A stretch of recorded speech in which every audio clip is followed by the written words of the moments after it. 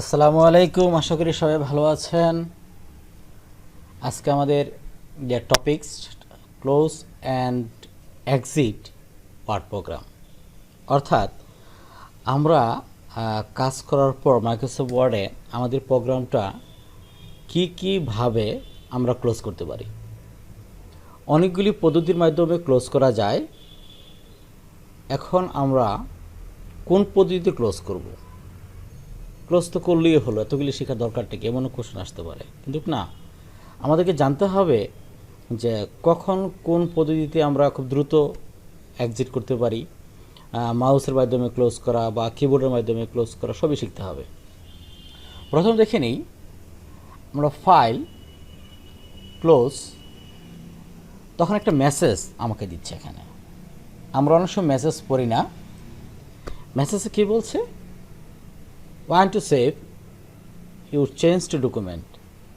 যে ডকুমেন্ট যে চেঞ্জ করছি সেটা সে আমাকে জানাচ্ছে। If you click don't save, যদি আমি ডন্ট সেভ ক্লিক করি, a recent copy of this file will be temporary unavailable. তার মানে হচ্ছে আমি যে চেঞ্জ করছি, পরিবর্তন করছি, সেটা খুঁজে পাওয়া যাবে না।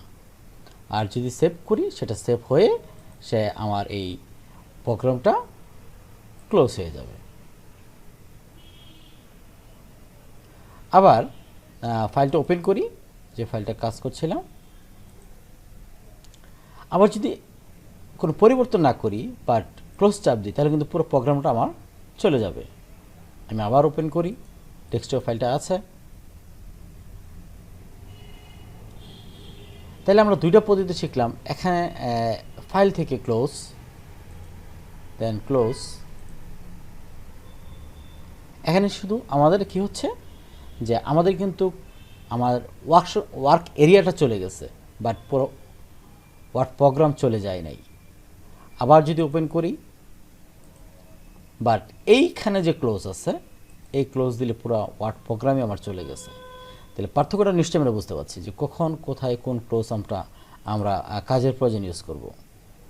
এছাড়াও যদি আমরা কিবোর্ডের মাধ্যমে করতে চাই, তাহলে অল্ট্রা প্লাস F4 যদি চাপ দেই, F4 যদি চাপি, তাহলে আমাদের অ্যাপ্লিকেশান ক্লোজ হয়ে যাবে। আমরা একটু চেপে দেখি, অল্টা প্লাস F4 মানে ফাংশনাল কি, আমাকে মেসেজ দিচ্ছে। আমি যদি সেভ করতে চাই, হ্যাঁ সেভ এবং ক্লোজ। অর্থাৎ আমরা তিনটা পদ্ধতির মাধ্যমে আমাদের মাইক্রোসফট ওয়ার্ড ক্লোজ করতে পারি। ধন্যবাদ সবাইকে। আশা করছি আমি ধারাবাহিকভাবে ছোট ছোট টপিকস নিয়ে পুরো মাইক্রোসফট ওয়ার্ড শুরু থেকে শেষ করব ইনশাল্লাহ। আশা করি সবাই আপনাদের প্রতিদিন 2 থেকে 3টা করে ভিডিও দেওয়ার চেষ্টা করব। এক মাসের ভিতরে যদি আমি 30 থেকে 60টা মতো ভিডিও দিতে পারি এবং সবাই যদি কন্টিনিউ সবগুলো দেখে থাকেন, তাহলে অবশ্যই আমি মনে করি মাইক্রোসফট ওয়ার্ড আপনি এক্সপার্ট হয়ে যাবেন।